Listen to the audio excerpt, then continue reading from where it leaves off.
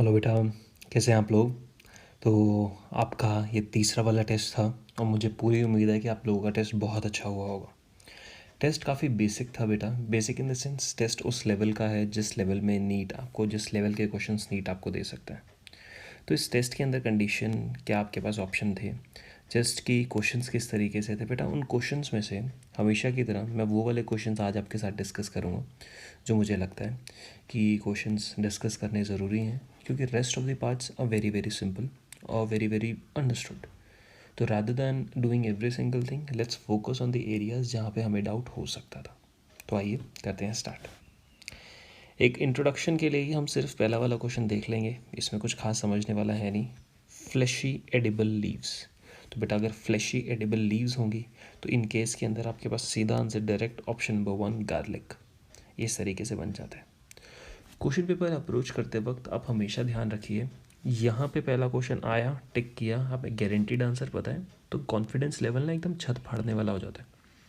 तो वो बहुत अच्छी बात है कि कॉन्फिडेंस लेवल हाई है, but there is always a possibility बेटा कि जो पहला वाला क्वेश्चन आप सॉल्व कर रहे हैं वो आपको क्वेश्चन ना आए। अगर वो क्वेश्चन नहीं आता है तो हमें ऐसा महसूस होता है कि हमारा कॉन्फिडेंस लेवल काफ़ी डाउन है। तो हमें एग्जैक्टली इस तरीके से फील नहीं करना है। आपके पास टोटल 90 क्वेश्चंस हैं और 90 क्वेश्चंस में बेटा अगर आप 80 क्वेश्चंस भी अटैम्प्ट कर देते हैं तो आपके 320 मार्क्स आ रहे हैं। अगर आप 70 क्वेश्चंस भी अटैम्प्ट करते हैं तो आपके 280 मार्क्स आ रहे हैं। If I am right with calculations, I think I am. तो आपको रफली अगर 300 मार्क्स लेके आने हैं तो आउट ऑफ 90 क्वेश्चंस आपको 75 क्वेश्चंस अटैम्प्ट करने हैं। दैट मीन्स 15 क्वेश्चन आप लीव कर सकते हो। आप समझ पा रहे हो।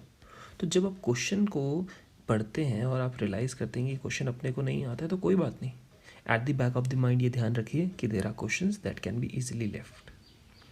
यहाँ से पढ़ते पढ़ते बेटा हम आगे चलते हैं और यहाँ पे सबसे पहला क्वेश्चन जो मुझे लगा आपको समझाना ज़रूरी है, which of the following is not correct, and इसका आंसर रिप्रोडक्टिव रूट्स बैनियन दिया हुआ है। कुछ खास टेंशन है नहीं है इसके अंदर, सीधी सी बात। यहाँ पर रिप्रोडक्टिव रूट्स और बैनियन, बेटा बैनियन में सपोर्ट के लिए रूट्स मिलती हैं और वहाँ पे रूट्स कौन सी होती हैं, प्रॉपर रूट्स। रिप्रोडक्टिव रूट्स वहाँ नहीं मिलती। तो ये रिप्रोडक्टिव रूट्स क्या होती हैं, ऐसी रूट्स जो वेजिटेटिव रिप्रोडक्शन में काम कर सकें। किस में, वेजिटेटिव रिप्रोडक्शन में काम कर सकें, उनको हम वेजिटेटिव रूट्स कहेंगे। तो ये हमारी पहली चीज़ थी, सिंपल। नेक्स्ट, आप ये नेक्स्ट वाले बेटा यहाँ से क्वेश्चन ऑब्जर्व कर सकते हो। एनसीईआरटी के डायरेक्ट जो डायग्राम्स होते हैं उनसे बेस्ड क्वेश्चन आते हैं। तो जितने भी फोटोज़ फिगर्स एनसीईआरटी में कहीं पे भी दिए हुए हैं आप उनको बहुत ध्यान से करेंगे। नेक्स्ट आते हैं क्वेश्चन नंबर 99। देखते हैं क्या कहते हैं। Read the following statements. इसने कहा this is an exceptionally large group of plant occurring in wide range of habitats. Okay. They provide us with food, fodder, fuel, medicines, and several other commercially important products. Okay. They range in size from a tiny, almost microscopic, to tall trees over 100 meters. ये किसकी बात कर सकते हैं। पहली बात, अगर last वाला पॉइंट देखिए ना, 100 मीटर्स तक जाता है तो आपके पास ब्रायोफाइट और टेरिडोफाइट तो क्रॉस हो जाता है, सीधी सी बात। आपके पास exceptionally large group of plants occurring in a wide range of habitats. अगर आप वाइड रेंज ऑफ हैबिटेट्स को देखते हैं तो जिम्नोस्पर्म क्रॉस हो जाता है, तो आपके पास आंसर डायरेक्ट एंजियोस्पर्म बनता है। कहानी क्लियर हो पा रही है। ये बहुत ज़रूरी है जब आप ऐसे क्वेश्चंस को पढ़ते हैं। तो बेटा अगर आपकी एनसीईआरटी की रीडिंग बहुत अच्छी है तो ये तीनों लाइन एनसीईआरटी की हैं। आप डायरेक्ट कह सकते हो कि एनसीईआरटी में एंजियोस्पर्म्स में दिया था, परफेक्ट। अगर आपको फिर भी नहीं याद है ना तो बेटा ये आपके पास जो वर्ड्स मैंने यहाँ पर इस तरीके से अंडरलाइन कर दिए, ये वर्ड्स हमें बता देते हैं कि हमें जब क्वेश्चन अटेम्प्ट करना है तो अटेम्प्ट करते वक्त अगर हम एनसीईआरटी को याद भी नहीं रख पा रहे हैं तो हम फिर भी सोच समझ के क्वेश्चन को सोच के आंसर कर सकते हैं। यहाँ पे हमें चीज़ें बहुत अच्छे से क्लियर हो जाती हैं। नेक्स्ट पढ़ते हैं क्वेश्चन नंबर 103। आपके पेपर में क्वेश्चन नंबर नहीं मेंशन होगा क्योंकि अगर पोर्टल पे पेपर होते हैं तो वहाँ पे नंबर्स मेंशन नहीं होते हैं। ये जो मेरे पास फाइल है मैं उसके अकॉर्डिंग बता रहा हूँ आपको। Which has a vascular tissue produces spores but does not has seeds. तो बेटा सीधी सी बात, अगर वस्कुलर टिश्यू है तो आपके पास कंडक्शन कर रहा है। क्या आपके पास एल्गी में वस्कुलर टिश्यूज़ होते हैं, नहीं। आपके पास ब्रायोफाइट में होते हैं, नहीं। तो ये दोनों तो क्रॉस, यानी algae, bryophyte, pteridophyte, gymnosperm, angiosperm. तो ये क्रॉस। उसने कहा डज नॉट हैव सीड्स, तो जिम्नोस्पर्म में सीड्स होती हैं, एंजियोस्पर्म में सीड्स होती हैं, ये भी क्रॉस। तो आंसर क्या निकला? Pteridophyta, direct. Most of the time जब पेपर में कभी भी कन्फ्यूजन होना तो बेटा जैसे मैं आपको क्रॉस करके बता रहा हूँ तरीका, आप एलिमिनेशन करके क्वेश्चन को पढ़िए, आप कभी भी कन्फ्यूज़ नहीं होंगे। नेक्स्ट आगे बढ़ते हैं। ये क्वेश्चंस फिर देखिए आपको कितना कॉमन है इस तरीके से क्वेश्चन पूछना, जब वो डायग्राम बेस्ड क्वेश्चन पूछ लेते हैं, इनकी लेबलिंग पूछ लेते हैं। नेक्स्ट एनसीईआरटी बेस्ड का लाइफ है बेटा, एनसीईआरटी बेस्ड क्वेश्चन है। मॉसपीट जो एनसीईआरटी में दिया हुआ है, इसको स्फैग्नम कहते हैं, is used for as a packing material for sending flowers and live plants to distant places। अगर आप चैप्टर में उस लेक्चर को याद करेंगे, मैंने आपको पढ़ाया था, जब हम स्फैग्नम की बात करते हैं, ये स्फैग्नम जो होता है ये क्या कर सकता है? वाटर को रिटेन कर सकता है, वाटर को रिटेन कर सकता है। और जब आप वाटर को रिटेन करना चाहते हैं तो आपने घर में देखा होगा कि इस तरीके से आप फ्लावर पॉट लेते हो और फ्लावर पॉट के अंदर इस तरीके से फूल रख देते हो और यहाँ पे पानी भर देते हो, तो फूल ना आपका बिल्कुल सही रहता है, सूखता नहीं है। इसका मतलब पानी की अवेलेबिलिटी अलाउ करती है फूल को और जिंदा प्लांट को जिंदा रहने में। उसी तरीके से आप जब को डिस्टेंट प्लेसेस में आपको ट्रैवल करना है, बहुत दूर दूर तक सामान भेजना है, तो पानी भेजेंगे इतना सारा तो दिक्कत हो जाएगी, पानी गिरेगा, वेस्ट हो जाएगा, ट्रांसपोर्टेशन प्रॉब्लम हो जाती है। तो मुझे एक ऐसा सामान चाहिए जो हाइग्रोस्कोपिक है, और हाइग्रोस्कोपिक का मतलब क्या होता है? विच रिटेन्स वाटर, जो अपने पास पानी सोख के रखता है, सोख के रखेगा, एब्जॉर्ब करके रखेगा, विच रिटेन्स वाटर। तो ये जो मॉसपीट होता है, यानी ये जो अपने पास स्फैग्नम होता है, ये क्या काम करता है? It retains the water and अपना काम इससे चल पड़ता है। नेक्स्ट क्वेश्चन, आगे बढ़ते हैं। Which one is a living fossil? यहाँ पे मैं बहाने से आपको समझाना चाहता हूँ लिविंग फॉसिल क्या होते हैं। लिविंग फॉसिल, फॉसिल तो बेटा हमने हमेशा से पढ़ा है ना कि अगर किसी ऑर्गेनिज्म को दफना दिया जाए ज़मीन पे, और दफना तो क्या दिया जाए, मतलब वो मर गया और बहुत सालों बाद हमें वो मिला है, तो उसको हम फॉसिल कहते हैं। जो ज़मीन के अंदर लाइव ऑर्गेनिज्म के डेड रिमेन्स मिलते हैं, मतलब ऑर्गेनिज्म के डेड रिमेन्स मिलते हैं, उनको फॉसिल कहते हैं। तो लिविंग फॉसिल क्या हुआ? लिविंग फॉसिल बेटा ऐसा ऑर्गेनिज्म होता है जिसके साथ कुछ क्वालिटीज़ होती हैं, मैं इसकी यहाँ पे समझा रहा हूँ। लिविंग फॉसिल में ध्यान से सुनो, ये कहते हैं an organism which retains its characters in such a way that it has not evolved for a very long time. Therefore, when we look at a live, जो आज मिल रहा है, today found organism, and compare it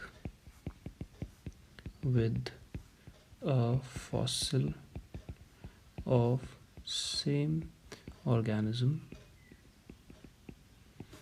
they appear identical। समझ पाए आप लोग? यानी organism evolution के दौरान बिल्कुल भी चेंज नहीं हुआ, और आज मैं उस ऑर्गेनिज्म को ज़िंदा देखता हूँ और उसमें कोई बहुत सालों पहले उसी ऑर्गेनिज्म का कोई बड़ा पुराना वाला एंसेस्टर वो फॉसिल बन गया होगा, तो मर गया और फॉसिल बन गया होगा। तो जब मैं फॉसिल को और उस ऑर्गेनिज्म को कंपेयर कर रहा हूँ ना बेटा, तो एक चीज़ रियलाइज़ होती है, ये ऑर्गेनिज्म अपने फॉसिल जैसा एग्जैक्टली दिखता है। लिविंग फॉसिल इसलिए कहा गया क्योंकि आज जो वो जिंदा ऑर्गेनिज्म है वो अपने फॉसिल जैसा दिख रहा है, यानी इवोल्यूशनरी पूरे के पूरे टाइम पीरियड में वो अभी तक चेंज नहीं हुआ है। लिविंग फॉसिल्स, साइकस बहुत अच्छा इसका एग्जाम्पल है। आगे देखते हैं क्वेश्चन नंबर 117। अच्छा क्वेश्चन है, क्वेश्चन में बहुत ध्यान से देखिए। क्वेश्चन आपसे कुछ पॉइंट्स पूछना चाहता है। Given below are the following statements, how many above statements are wrong. जब मैं क्वेश्चन को अप्रोच करता हूँ तो अगर मैं ऐसे मल्टीपल स्टेटमेंट्स दिए होते हैं ना, तो कोशिश किया करो सबसे पहले नीचे कोई लाइन दी हो उसको पढ़ने की कोशिश करें आप। तो इनमें से कितने स्टेटमेंट रॉन्ग है, तो रॉन्ग को अंडरलाइन कर लो और इसके बराबर में लिख लो गलत। अगर आपने हिंदी में लिख लिया या अपनी अपनी मदर टंग में लिख लिया, आप गलती करने की चांसेस आपकी बहुत कम हो जाएंगी। फिर एक एक करके सेंटेंस पढ़ते हैं। The sporophyte of liverworts is more elaborate than sporophyte of mosses. तो इसका आंसर क्या होगा बेटा, उल्टा होता है। स्पोरोफाइट जो मॉसेस का होता है वो ज़्यादा बढ़िया होता है, ज़्यादा इलेबोरेट होता है as compared to the liverworts. तो पहला वाला statement is wrong. Both Cycas and Marchantia dioecious, yes, statement is right. Jacketed sex organs are found in both red algae and brown algae, no. जब आप algae की बात करते हो तो वहाँ पे कैसे मिलते हैं, नॉन जैकेटेड। तो इसलिए तीसरा वाला statement wrong. Coralloid roots of Cycas has cyanobacteria for nitrogen fixation, yes, blue green algae होता है नाइट्रोजन फिक्सेशन करने के लिए कोरोलाइड रूट्स में। Next, polyembryony is quite common in angiosperm than gymnosperm. तो बेटा मैं आपको पॉलीएम्ब्रियोनी समझाता हूँ। पॉलीएम्ब्रियोनी देखो क्या होता है। Polyembryony means presence of more than one embryo per embryo sac। समझ रहे हो, इसको हम पॉलीएम्ब्रियोनी कहते हैं। जब हम ऑब्जर्व करते हैं ना बेटा पॉलीएम्ब्रियोनी में, तो आप एंजियोस्पर्म्स के अंदर पॉलीएम्ब्रियोनी देख पाते हैं, ये स्टेटमेंट सही है। लेकिन पॉलीएम्ब्रियोनी एंजियोस्पर्म से ज़्यादातर ना आपको जिम्नोस्पर्म्स में मिलती है। ऐसा क्यों, सोचो। जिम्नोस्पर्म में एक मेगास्पोर मदर सेल था, एंजियोस्पर्म में भी एक मेगास्पोर मदर सेल था। ध्यान से मेरी बात सुनते रहना, इमेजिन करते रहना। अब दोनों में एक एक मेगास्पोर बना, ठीक है। दोनों में एक एक एम्ब्रियो सैक बना, ठीक है। एम्ब्रियो सैक नहीं कहूँगा, दोनों में एक एक female gametophyte, that would be A proper word, दो बना, ठीक है। एंजियोस्पर्म में जो एम्ब्रियो सैक है यानी फीमेल गैमेटोफाइट था वो एक एग बनाता है, तो एक फीमेल गैमेट बनाया। लेकिन जिम्नोस्पर्म में जो ये फीमेल गैमेटोफाइट था उसने बहुत सारे आर्किगोनिया और उसकी वजह से बहुत सारे एग्स बनाए। तो यहाँ पर अगर हम कंपेयर करें एंजियो और जिम्नोस्पर्म को, तो विद इन वन ओव्यूल आपके पास एक ओव्यूल के अंदर एंजियोस्पर्म में एक एम्ब्रियो सैक है, वहाँ पे एक एग है और एक एग फ्यूज़ करेगा जब मेल गैमेट के साथ तो वन जाइगोट बनाएगा। और कभी कभी गलती से आपके पास जब जाइगोट एम्ब्रियो में कन्वर्ट हो रहा होता है ना, तो बेटा एक से ज़्यादा आपके पास जाइगोट हो जाते हैं। ये केसेस होते हैं अलग अलग जो हम +2 में पढ़ेंगे। जानो कि मतलब जब जाइगोट से एम्ब्रियो बन रहा है तो कभी कभी गलती से एक जाइगोट एक एम्ब्रियो में नॉर्मली तो कन्वर्ट होता है, लेकिन कभी कभी एम्ब्रियो का नंबर ज़्यादा हो जाता है क्योंकि जाइगोट का अमाउंट ज़्यादा हो जाता है। कुछ ऐसे चलता है ये केस। बट जिम्नोस्पर्म के केस में आपके पास क्या है, आपके पास वन फीमेल गैमेटोफाइट है।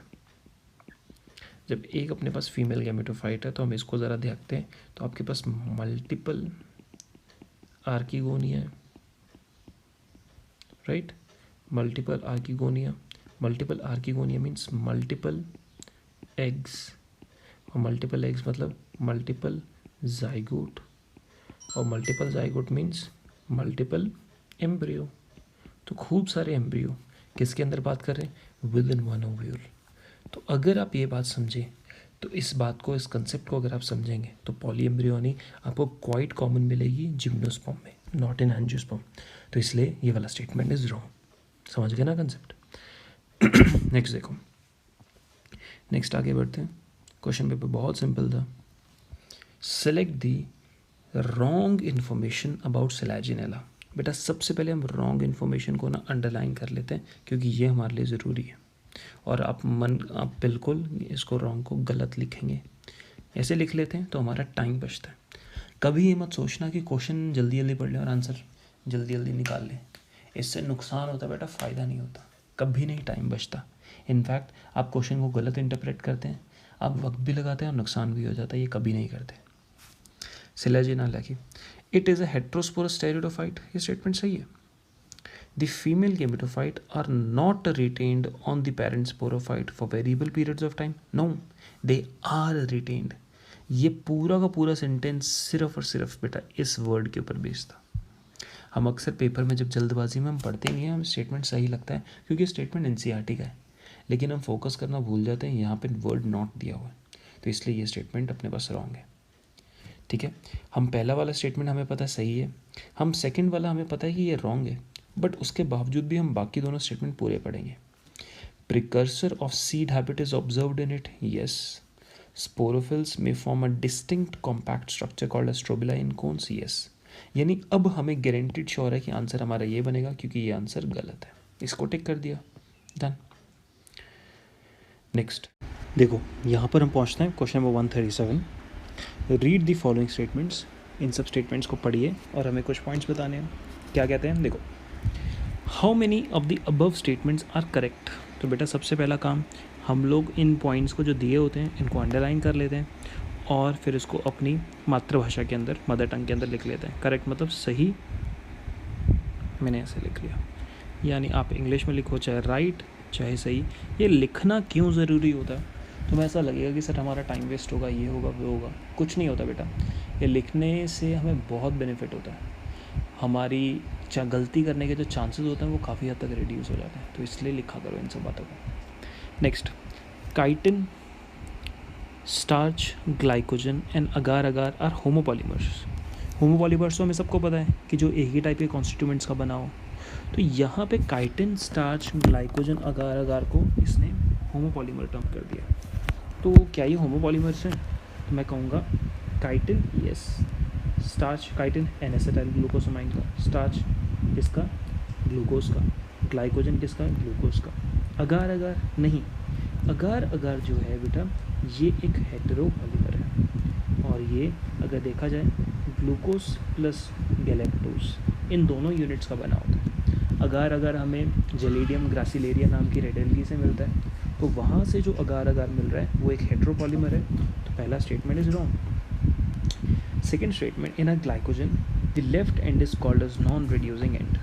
देखो यहाँ पर ज़रा अच्छे से फोकस करो, लेफ्ट एंड, आपके पास जो राइट एंड होता है ना, राइट, उसको याद करने का होता है राइट इज रिड्यूसिंग, तो लेफ्ट जो होगा वो चाहे ऐसी बात है नॉन रिड्यूसिंग होगा। सेकेंड वाला स्टेटमेंट इज सही। Starch forms helical secondary structures but cellulose does not contain complex helices, yes. Starch का जो स्ट्रक्चर होता है वो इस तरीके से हेलिकल स्ट्रक्चर्स बनाता है, ये स्टेटमेंट बिल्कुल ठीक है, लेकिन जो हमारे पास ये सेल्यूलोज है वो स्ट्रेट चेन स्ट्रक्चर बनाता है, तो तीसरा statement is also right. Fourth statement पढ़ो, cellulose can easily hold iodine, never बेटा, सेल्यूलोज आयोडीन होल्ड नहीं करता, स्टार्च करता है। Next fifth statement, chitin is a storage polysaccharide. Chitin कभी स्टोरेज कुछ नहीं करता है, काइटिन स्ट्रक्चर का पार्ट बनाता है। Chitin is the exoskeleton found in the case of Arthropoda, right, and chitin forms the cell wall of fungus. तो दोनों जगह ये स्टोरेज तो कुछ भी नहीं कर रहा है। स्टोरेज पॉलीसेकेराइड कौन से होंगे, जैसे ग्लूकोज, जैसे आपके पास स्टार्च हो गया, जैसे ग्लाइकोजन हो गया। काइटिन तो बेटा स्ट्रक्चरल पॉलीसेकेराइड होता है, तो ये स्टेटमेंट भी रॉन्ग। तो अगर आप ऑप्शन नंबर 2 और ऑप्शन नंबर 3 यही दोनों सही हैं, बाकी सब गलत, इसलिए 2 स्टेटमेंट सही। नेक्स्ट आगे देखते हैं। Next, Benedict solution is not reduced by. आपको थोड़ा सा अगर याद हो, मैंने आपको फेलिंग सॉल्यूशन कराया था, और जब भी हम ये सॉल्यूशंस पढ़ते हैं तो ये सॉल्यूशंस क्यों पढ़े जाते हैं, ताकि हम लोग एक चीज़ समझ सकें कि आप reducing and non reducing sugars के बीच में डिफ्रेंशिएट कर सको। Out of all the sugars that you have read बेटा, इन सब शुगर्स के अंदर से जो ये अपना सुक्रोज होता है ना, ये सुक्रोज जो है वो नॉन रिड्यूसिंग शुगर है। कैसा है सुक्रोज, नॉन रिड्यूसिंग शुगर है। तो अगर हम बात करें यहाँ पर कि ग्लूकोज रिड्यूसिंग शुगर है, माल्टोज रिड्यूसिंग शुगर है, फ्रक्टोज रिड्यूसिंग शुगर है, तो अकेला जो ये सुक्रोज है यही तो नॉन रिड्यूसिंग शुगर है। इसलिए ये बेनेडिक्ट सॉल्यूशन जो फेलिंग जैसे सॉल्यूशन होती है, लेकिन कॉम्पोजिशन अलग है लेकिन काम सेम, ये नॉन रिड्यूस सुक्रोज कभी भी इसको रिड्यूस नहीं कर पाएगा। नेक्स्ट आगे बढ़ते हैं, और आगे बढ़ते हम आगे स्ट्रक्चर देख रहे हैं। अब यहाँ पे क्वेश्चन देख सकते हो, जैसे आयोडीन टेस्ट किसको डिटेक्ट कर सकता है, आयोडीन टेस्ट कार्बोहाइड्रेट्स को डिटेक्ट कर सकता है। बहुत सिंपल क्वेश्चन है, right. Relationship between amino acid and a protein is similar to one found with. बेटा ऑब्जर्व किया मैंने, ये वाला क्वेश्चन काफ़ी लोगों ने गलत किया, और गलत क्यों किया है I am not sure, but इस क्वेश्चन को समझना ज़रा हमारे लिए ज़रूरी है कि आप यहाँ पे क्या कर रहे हो, एक अमाइनो एसिड और प्रोटीन को ले रहे हो और उसका रिलेशनशिप कंसिडर करने की कोशिश कर रहे हो। जानते हो बेटा ये क्वेश्चन गलत क्यों हुआ है? ये क्वेश्चन गलत होने का रीज़न है कि आपका क्वेश्चन का इंटरप्रिटेशन थोड़ा गलत है। एक सेकेंड लो और क्वेश्चन को पढ़ो। पढ़ लिया? देखो क्वेश्चन क्या कहते हैं, relation between amino acid and protein. एक तरफ मैं यहाँ पे अमाइनो एसिड ले लेता हूँ, एक तरफ मैं यहाँ पे प्रोटीन लेता हूँ और इन दोनों के बीच में रिलेशनशिप को स्टडी करने की कोशिश करता हूँ। मालूम लगता है कि जो अमाइनो एसिड होता है ये मोनोमर होता है और प्रोटीन क्या होता है, पॉलीमर होता है। यहाँ तक तो स्टेटमेंट सही है। तो अगर मुझे कुछ ऐसे ही स्ट्रक्चर निकालने मोनोमर और पॉलीमर जैसा, ग्लूकोज एंड फ्रक्टोज नहीं हो सकता क्योंकि दोनों अपने आप में मोनोमर्स ही। थायमीन एंड यूरेसिल ये भी नहीं हो सकता, दोनों अपने आप में नाइट्रोजनिक बेसिस हैं। नेक्स्ट क्वेश्चन बनता है nucleosides and nucleic acid, nucleotides and nucleic acid. यहाँ पे बच्चों ने गलती करी होगी, न्यूक्लियोसाइड्स एंड न्यूक्लिक एसिड नहीं बेटा। आप न्यूक्लिक एसिड को देखते हो तो न्यूक्लिक एसिड के अंदर आपके पास मिलते हैं शुगर, शुगर के साथ अटैच्ड फॉस्फेट और यहाँ पे इसके साथ अटैच्ड नाइट्रोजनस बेस। जब आपके पास ये पूरा का पूरा स्ट्रक्चर है जिसमें फॉस्फेट भी है, शुगर भी है और बेस भी है, ये कंप्लीट स्ट्रक्चर मिला के क्या बनाता है, न्यूक्लियोटाइड। और ये एक मोनोमर है, राइट। और पॉलीमर के केस में अपने को मिल जाता है न्यूक्लिक एसिड। क्या आपको क्वेश्चन क्लियर हुआ? क्वेश्चन एग्जैक्टली आपसे क्या पूछना चाहता था, आई बिलीव आपको समझ आ चुका है। नेक्स्ट देखिए, आगे बढ़ते गए, जैसे आगे बढ़ते जाओ कौन सा क्वेश्चन है जो मुझे लगता है, क्वेश्चन नंबर 157 देखो, formation of mRNA from DNA। DNA से RNA बनने वाला प्रोसेस होता है ट्रांसक्रिप्शन। आपको एक बात बताता हूँ, DNA से बेटा DNA से RNA बनता है और RNA से प्रोटीन बनता है। ये प्रोसेस याद रखना, हमेशा ऐसा ही होगा। जब DNA से RNA बनेगा तो ये बनता है ट्रांसक्रिप्शन, और जब प्रोटीन बनता है तो ये प्रोसेस होता है ट्रांसलेशन। ये समझना ज़रूरी है। अब यहाँ पे इसने ये वाला सिंपल सा फैक्ट है बेटा, अगर आपको इतना आता था तो आपका ये वाला काम टोटल फिनिश, क्वेश्चन 1 सेकंड में डाल जाता। Next question number 159, which of the following fats is least harmful for the heart. बेटा फैट्स हमारी बॉडी के लिए हार्मफुल होते हैं कि नहीं, ये डिपेंड करता है कि आप कितने ज़्यादा फैट्स कंज्यूम करते हैं। अगर आप बहुत ज़्यादा फैट्स कंज्यूम करते हैं तो बॉडी में ना प्रॉब्लम क्या हो सकती है, इस बात को समझो। ये समझाया जाता है बेटा आपको सर्कुलेशन वाले चैप्टर में। और प्रॉब्लम क्या होती है, एथेरोस्क्लेरोसिस। व्हाट इज़ एथेरोस्क्लेरोसिस, ये अभी सीखते हैं। एथेरोस्क्लेरोसिस एक फिनोमेना है of deposition of fat within lumen of artery. किसी आर्टरी के अंदर फैट का डिपोजिशन हो जाता है। इससे क्या होता है, जो ब्लड फ्लो होता है ना उस आर्टरी के थ्रू, वो क्या हो जाता है, रेस्ट्रिक्टेड हो जाता है, ब्लड फ्लो होना बंद हो जाता है। जब ब्लड फ्लो होना बंद हो जाएगा तो जायज़ सी बात हम यहाँ पे सोच सकते हैं, ब्लड फ्लो नहीं हो रहा है तो भैया हम क्या कहेंगे, अगर फ्लो ब्लड नहीं हो रहा है तो ब्लड ऑर्गन के पास नहीं पहुँचेगा। ये प्रॉब्लम है एथेरोस्क्लेरोसिस की। डन। अब हमारे पास कौन सा वाला टाइप का फ़ैट है जो सबसे ज़्यादा हेल्दी है, जिससे एथेरोस्क्लेरोसिस होने के चांसेस सबसे कम है? वो फ़ैट है पॉलीअनसैचुरेटेड फ़ैट। आप अगर बेटा सफोला गोल्ड की या सफोला हार्ट ऐसे करके ना टीवी पे ऐड आती है, या अलग अलग रिफाइंड ऑयल्स की ऐड आती है, तो इनके ऊपर या फिर जैसे अगर आप क्या कीजिए, आप कोई कुरकुरे या लेज़ उठाइए, कुरकुरे या लेज़ जब उठा के आप देखेंगे ना तो उसके ऊपर लिखेगा नो ट्रांस फैट, उसमें लिखा होता है नो ट्रांस फैट, यानी ये वाला फ़ैट हमारे लिए बहुत नुकसानदायक होता है, इसलिए नहीं होता है। लेकिन कुछ आपके पास जहाँ पे आप फ़ैट यानी ऑयल कंज्यूम कर रहे हैं, जैसे आप रिफाइंड कंज्यूम कर रहे हैं, तो उसमें लिखा होता है इट इज़ पूफा एनरिच्ड। क्या एनरिच्ड, ध्यान से देखो, पूफा। ये पूफा क्या होता है, ये PUFA is poly unsaturated fatty acid क्या है? Polyunsaturated fatty acid. तो अगर आप बात करते हैं फैट्स की तो ये पॉलीअनसैचुरेटेड फैटी एसिड्स हैं। इट इज़ एनरिच्ड, तो हम हिसाब यहाँ पे अच्छे से लगा सकते हैं, ठीक है। तो अगर आपको सबसे लीस्ट हार्मफुल यानी सबसे बढ़िया वाला देखना है तो अपने पास वो पॉलीअनसैचुरेटेड पूफा वाला मिलेगा। नेक्स्ट आगे बढ़ते हैं और आगे बढ़ते हैं।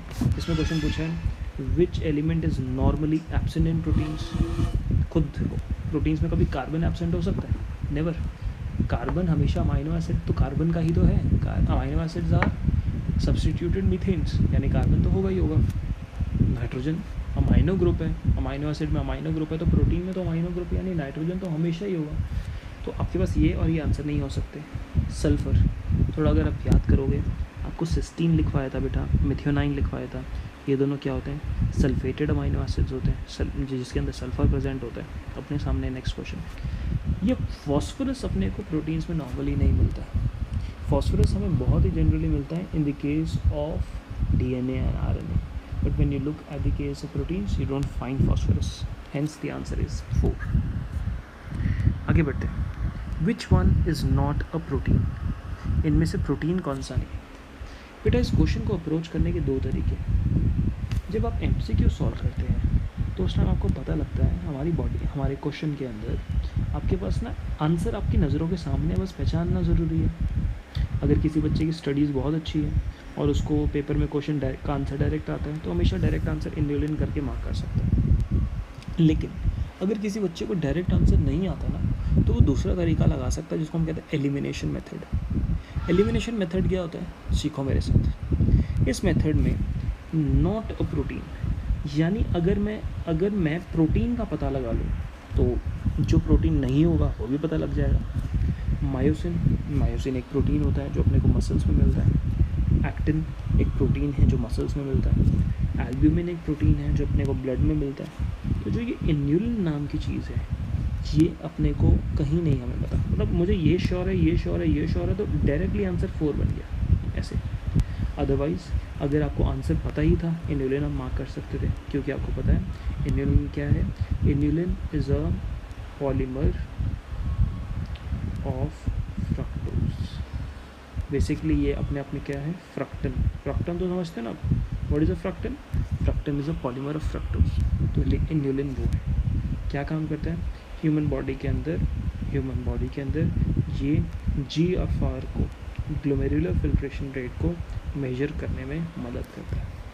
डन। नेक्स्ट हम देखते हैं। अब देखो ये क्वेश्चन कितने सिंपल हैं। Cotton fibres mainly contains, cotton fibre cellulose होगा ना मेनली। मॉलिक्यूलर वेट ऑफ बायोमैक्रोमॉलिक्यूल क्या होता है? अब आपके पास 10,000 डाल्टन्स तक आपके पास। ये क्वेश्चंस बेटा कितने सिंपल हैं। सिंपल इन द सेंस ये क्वेश्चंस वैसे हैं जिस बच्चे ने NCERT की डिटेल्स एक डिटेल्स पढ़ी है ना, तो उसको बच्चे को क्वेश्चन बहुत सिंपल लगेंगे। नहीं तो आपको लगेगा अरे यार ये तो मैंने थोड़ा पढ़ा था, मैं भूल गया हूँ। इट्स ऑल अबाउट तैयारी आपकी कितनी ज़्यादा अच्छी है। यहाँ तक डन। अब नेक्स्ट देखते हैं हमारा कौन सा कोई क्वेश्चन बचा है। नहीं, ये क्वेश्चन हो गया। क्वेश्चन नंबर 175 देखो। ये कहते हैं all the following statement about the structure of glycogen are true except. कहते हैं जितने भी स्टेटमेंट्स दिए हुए हैं सबके सब सही हैं, किसको छोड़ के? यानी मुझे क्या निकालना है? Find incorrect. बेटा अगर हम ऐसा लिख देते हैं ना तो हमारे गलती करने के जो चांसेस होते हैं वो ड्रास्टिकली रिड्यूस हो जाते हैं। इसलिए हमें ना अपने जब भी सॉल्यूशन के दौरान we should make it sure that we are writing such things. लिखने से हमें बहुत बेनिफिट होता है। उसने कहा इनमें से कौन ग्लाइकोजन के लिए कौन से स्टेटमेंट सही हैं? सबके सब सही हैं, कौन सा वाला गलत है बस मुझे ये पता तो लगाना है। तो आओ सॉल्व करते हैं। पहला पढ़ो, branched chains occur about every 10 residues. क्या स्टेटमेंट के बारे में आपको कोई आइडिया है? नहीं। हमें श्योरिटी से ये वाली बात ना बेटा कहीं पता ही नहीं लगी, राइट? तो हम क्या करते हैं ना, इस ना पॉइंट के आगे ना डॉट लगा लेते हैं। हमेशा ये किया करो, जिसके बारे में श्योर नहीं हो उसके आगे डॉट लगाओ। सेकेंड, ग्लाइकोजन की बात हो रही है ना, it is a polymer of glucose and galactose. अरे नहीं भाई, ये तो सिर्फ और सिर्फ ग्लूकोज का पॉलीमर है, यानी सेकेंड स्टेटमेंट गलत हो गया। Third statement, it contains alpha 1 four glycosidic linkage, सही है। उसके अंदर जहाँ पे आपके पास it contains alpha 1 6 glycosidic linkage, बिल्कुल ठीक। और कहाँ मिलती है अल्फ़ा 1 6? जब आप क्या करते हो, ब्रांचिंग करते हो, और इसको एनिमल स्टार्च भी कहते हैं। यानी फर्स्ट के बारे में पता नहीं था, सेकंड 100% गलत है, थर्ड एंड फोर्थ मुझे पक्का सही पता है। तो आंसर बेटा हम लोग गारंटी टिक कर सकते हैं 2। इस तरीके से अगर आप लोग चलते हो, क्वेश्चन को अप्रोच करने का जो तरीका होता है ना बेटा, वो बिल्कुल परफेक्ट हो जाता है, हमें कभी गलती नहीं होती। इस तरीके से क्वेश्चन को अप्रोच करोगे तो पेपर में एंग्जाइटी भी नहीं होगी और मस्त तरीके से क्वेश्चन होते जाएंगे। तो आज के लिए बेटा बस इतना ही। इसके साथ साथ will finish off this discussion. मुझे उम्मीद है आपको पूरा समझ आया होगा। कोई डाउट अगर होगी तो you always know how to approach me बेटा।